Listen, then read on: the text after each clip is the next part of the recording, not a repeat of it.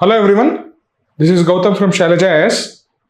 In this video, we'll discuss on the recent controversy in February-March 2026, where West Bengal state government is up in arms against your Election Commission of India. There has been allegations and counter-allegations against each other. And it has reached to that a point whereby the opposition parties are rallying together in order to introduce an impeachment motion against your chief election commissioner, right? So why it has come to this stage, why the mistrust against a constitutional body has grown to such an extent that the opposition parties are thinking of introducing a motion in parliament in order to remove chief election commissioner. We'll try and see. So in this video, we'll first try and understand the brief context of this entire issue. The crux of this issue is the special intensive revision of electoral rolls that the Election Commission of India had started in the November 2025. Okay, so and what was the intention of this special intensive revision of electoral rolls? Why it was needed? Or what are the arguments or allegations made by the West Bengal state government against this entire initiative or the process itself? And what are the implications of this entire conflict? We'll try and understand, right? So we'll look into the brief context, allegations made by your state government, and what has been the stance by the Election Commission of India. What are, you can say, the counter arguments that the Election Commission of India is making. And finally, we'll understand what is this tussle or controversy giving rise to? What are the implications on the overall federal polity of our country, right? So very first thing, you need to understand what do you mean by electoral rolls. Electoral rolls is nothing but an official document released by Election Commission of India, which carries nothing but a list of eligible voters for your elections. It can be your Lok Sabha elections, or it can be your state legislative assembly elections, or your local body elections. This electoral roll is a only document which clearly tells how many voters are there and if you are eligible for voting or not. Only if my name is there in the eligible voters list, in the electoral roll list, I'll be given a permission to go and vote in that particular process. Likewise, only if your name is there in the voters list, you will be eligible to contest an election, right? See, every year, the Election Commission of India goes for a revision of this electoral list. There might be few persons who would have died. There might be few persons who would have relocated from other parts of the country to a new constituency. So there might be people who are just entering 18 years of age and becoming eligible to vote. So this annual revision takes place regularly and is being conducted by your Central Election Commission at a regular intervals. But this special intensive revision exercise is done once in few decades, which is a more rigorous door-to-door campaign. It means there is a thorough revision of the electoral rolls list, trying to identify or trying to purify the entire list itself. The main objective is to maintain the integrity and purity of the electoral process by maintaining the integrity of your electoral list itself or electoral rolls. See, as I told you, Election Commission of India has clearly given a stated objective that in order to maintain the administrative hygiene, in order to maintain the integrity of the electoral process, it needs to undertake special intensive revision, because the last special intensive revision exercise, which was a door-to-door electoral verification process, was carried out in early 2000, that is in 2002 to 2004. Only after 2 decades, similar kind of exercise was first conducted in your state of Bihar in 2025, that is around your July, August, September 2025. And after your Bihar state election results were announced, Election Commission of India said that it is going to undertake a similar kind of a pan-India exercise for purifying your electoral rolls. That is, it is undergoing to take a door-to-door household electoral verification process. So in this, what is going to happen is that it is going to basically conduct on 3 stages. The first stage is what? It is going to provide the names to each and every household or each and every eligible voter. Once you have to fill up the form, attach with the necessary documents, and then submit it back to the Election Commission of India. So after going through these forms, after validating the documents attached, it is going to go to the second phase where it is going to release a draft electoral roll list.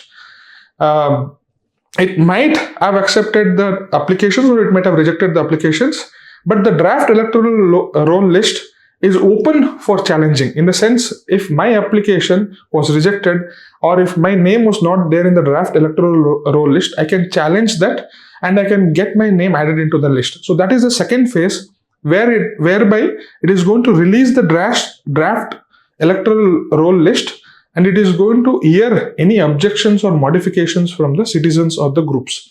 The third phase is, after hearing the petitions or challenges, it is going to finally publish the final electoral roll list, which contains the name of all the eligible voters in that assembly constituency or in that particular state. Right? So these are the three processes in which it is going to take place. This special intensive revision exercise was started by Election Commission of India in the state of West Bengal on November 1st week 2025. So for the first 3 weeks, it distributed the application form through its booth level officers and electoral register officers, who are your district level officers. Basically, Election Commission of India is not having its own personnel, it is not having its own staff. Then how is it going to conduct this massive exercise? It is going to depend upon your state administrative machinery. So there will be state government officers who will be taken up for this particular task, given them this task to carry out or this entire process itself, whether it is distribution of application forms, whether it is verifying the documents, whether it is approving the documents or rejecting the documents. All this administrative work will be done actually by the state administrative officials who would be taken on board for this activity. Election Commission of India itself is not having a huge, you can say, staff, but it is going to rely on your state and central administrative officials to carry out this process. Okay. And this pan-India exercise was started in November 2025, and it initially started in first phase was started in 9 states of India that consists of your Chhattisgarh, Goa, Gujarat, Kerala, Madhya Pradesh, Rajasthan, Tamil Nadu, Uttar Pradesh, and West Bengal. So West Bengal alone was not the state which went for this special intensive revision process. There were 8 other states which had to go through the same process. And also 3 union territories, that is your Andaman and Nicobar Islands, Lakshadweep Islands, and Puducherry, also was a part of this electoral purification process. Right? So why is it only the West Bengal government who is acting against or who is making allegations against your Election Commission of India? Primarily because it is one state which is ruled by your opposition party. The remaining all states are actually ruled by the same party at the state level as well as at the central level. So you can clearly see the underlying political contestation that is happening in this entire process also. Right? So, okay, as I already told, it was last conducted in early 2000s. And the objective is to weed out your deceased or people who have died, who is permanently shifted, who might have shifted their base from West Bengal to maybe Delhi or Rajasthan or Hyderabad or Bangalore. So their names have to be deleted from the electoral roll list. And it is also to weed out ineligible voters. Some of the people might have used some fake documents and got their name inserted into the electoral rolls using the local level political influence. And this has now become a national security issue as well.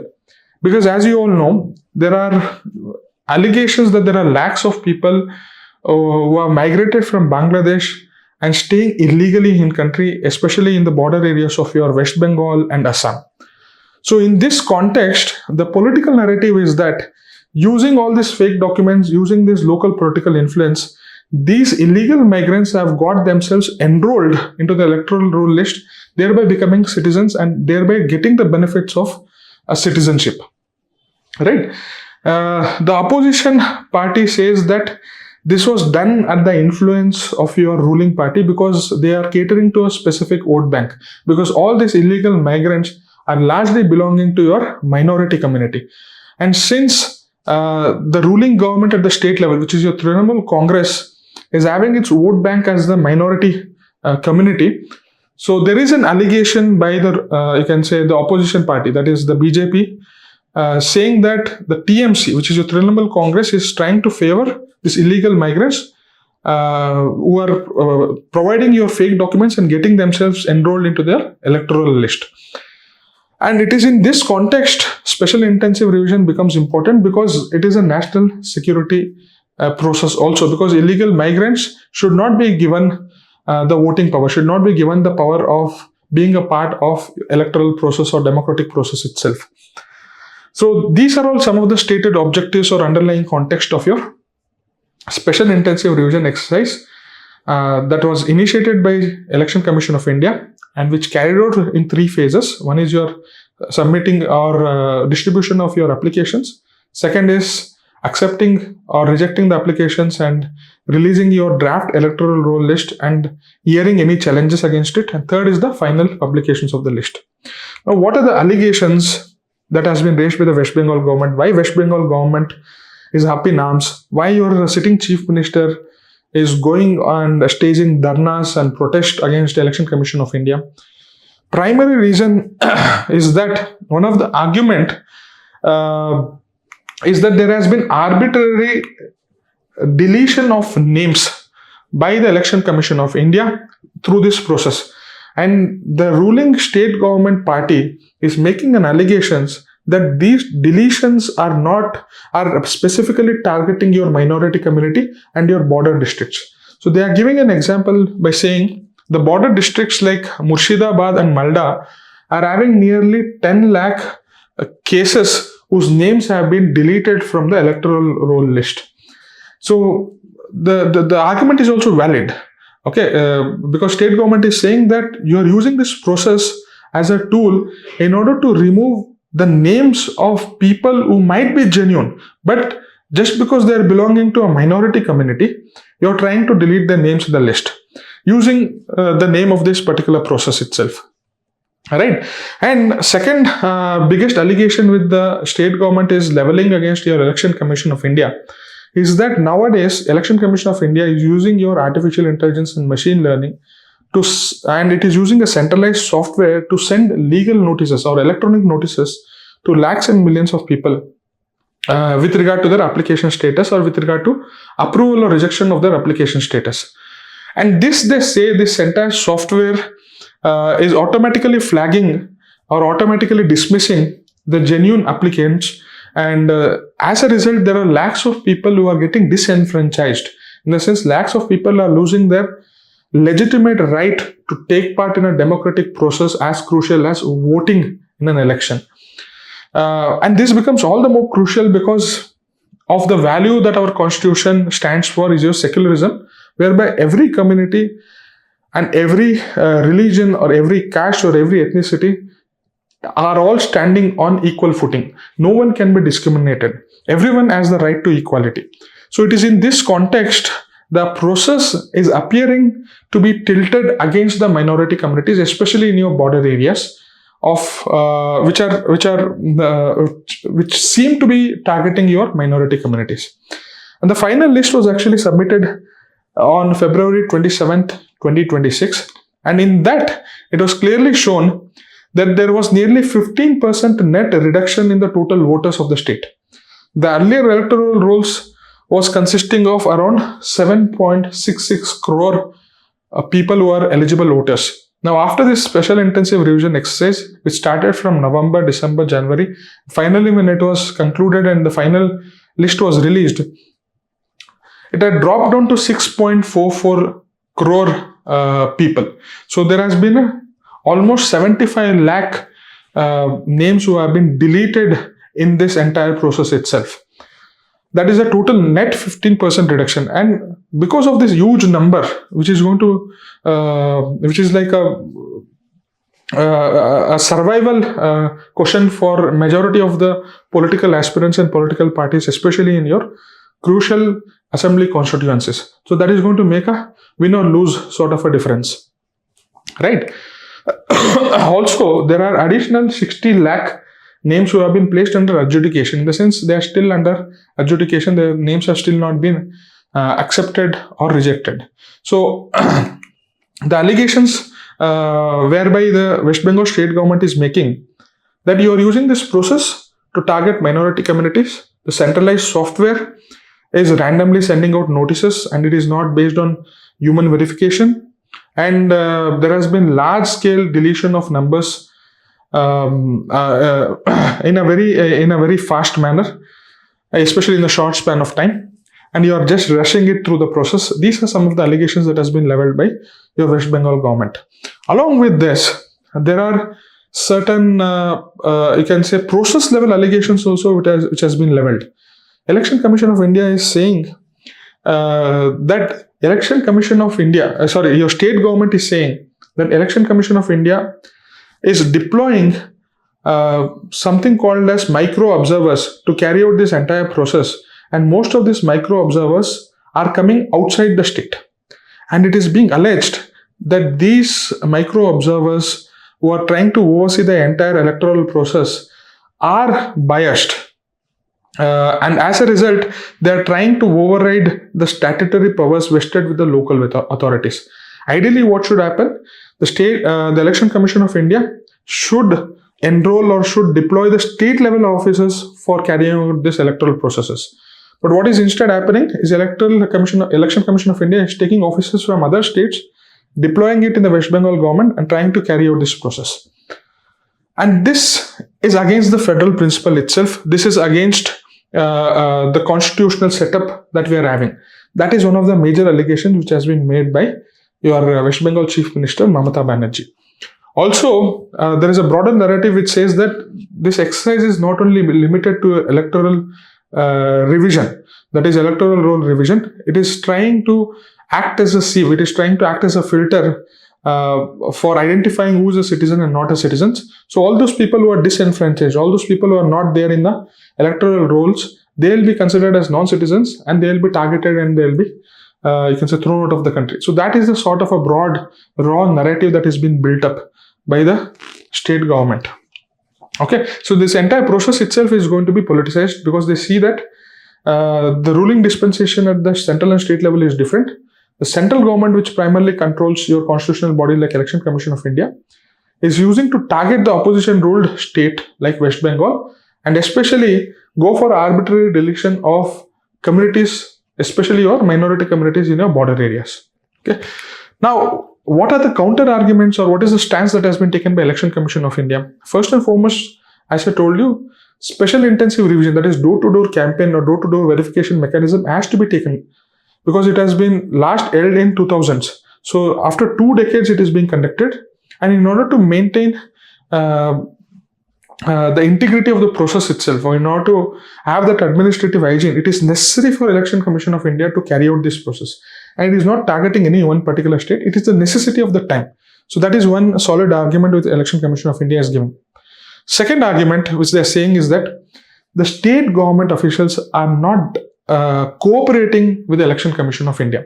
Suppose if Election Commission of India is asking the state government to deploy certain administrations to carry out this process by distribution forms or by you can say approving or rejecting the applications, the state government is not sending them the officials which Election Commission of India is requesting. They are sending some low-level officers who may not have the requisite skills or capabilities to be eligible to take part in this process. So there is one argument which Election Commission of India is saying, since state government is not you can say cooperating with it, I don't have any other option but to bring observers from other states in order to oversee the process. That is one argument. Second argument Election Commission of India is saying is that even if state government is sending their officials to take part in this process, they're not acting it in a neutral manner. They're not following the directives which I am giving. Rather, these officials are being partitioned. These officials are approving even the fake documents, approving even those documents which are considered to be illegal. So as a result, I will not be able to control the process itself. So in order to control the process, in order to maintain the purity of the process, it is necessary for me to bring in observers from outside the state and give them the necessary power to oversee the entire process.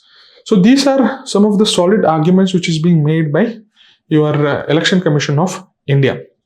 And it also argues that centralized software is necessary because since you are dealing with nearly 7 crore population and since technology has also advanced to a great extent, some of these legal notices are sent based on some scientific ideas. For example, if a person was born in 1900, it is highly probable that he may not be surviving today. So if a notice has been sent that you please come and verify your documentation, it is not wrong. Or if the age gap between father and a son is around 50 years or 60 years, obviously it raises suspicion. And all these algorithms are trying to look for all these, you can say, loopholes or anomalies in the entire electoral roll list itself. And through this scientific approach itself, the centralized software is sending legal notices. And they're also arguing that electoral register offices at the district level or your booth level offices at the district level are always available in order to get your name added or removed from the list. Right? Sorry. Now, what are the implications of this? The first and foremost thing is Article 324 empowers a constitutional body like Election Commission of India to take measures in such a manner so as to make the elections free and fair. But at the same time, they have to depend upon the executive, that is your state government machinery or central government machinery, for its staff purposes, for its functionaries purposes. So this is somewhere conflicting in its approach itself. So there has to be some sort of a clear guidelines that whenever a Central Election Commission of India is trying to ask or request a state government to deploy the officers, either of the executive, it might be state government or the central government, should have less room in order to reject the request by the Election Commission of India. Or if they're not adhering to the request of Election Commission of India, they need to give certain logical feedback in writing regarding this. Right? Second important aspect is unprecedented use of Article 142 by the Supreme Court. Because what was happening in these 3 months, there was always some or the other news with regard to allegations and counter allegations being made against one another. Your Chief Minister eventually filed a case in the Supreme Court and she herself went to the Supreme Court and made an argument.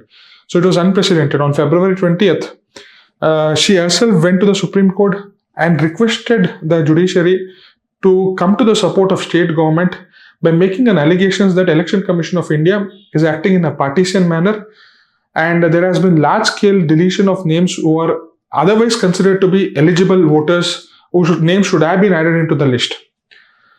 And after hearing the arguments made by our West Bengal Chief Minister Mamata Banerjee, Supreme Court took an unprecedented historical decision whereby it sent nearly 630 judicial officers to support the entire process for Election Commission of India.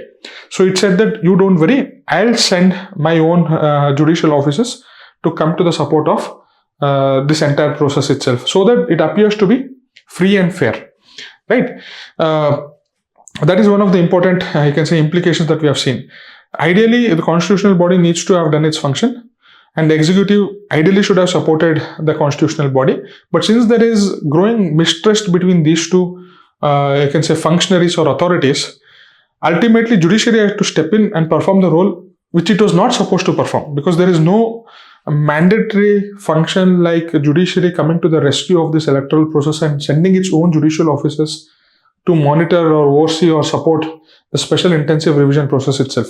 So it is an unprecedented use of Article 142. Right? More importantly, there has been erosion of electoral register officers who oversees the entire electoral process at a district level.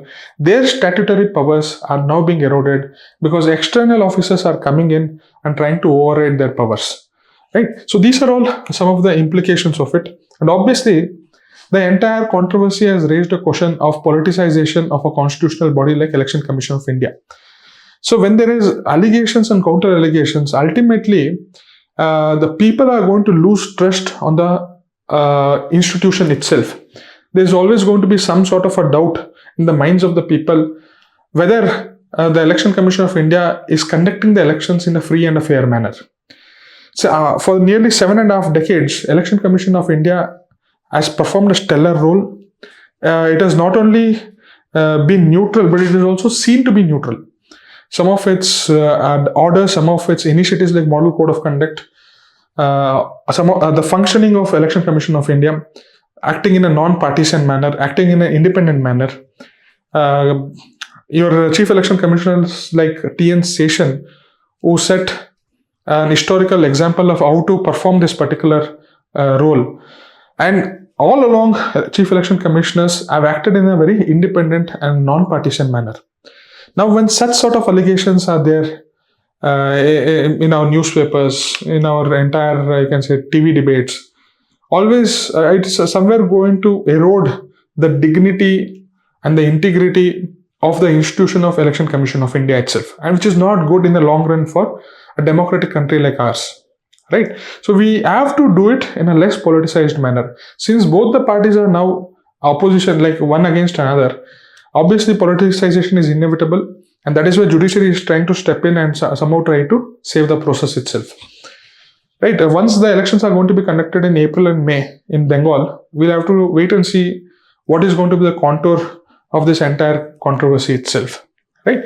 And technology, should it be leveraged, or should natural justice be given more prominence, especially when you're dealing with a continent-sized population, like almost 1.4 billion population.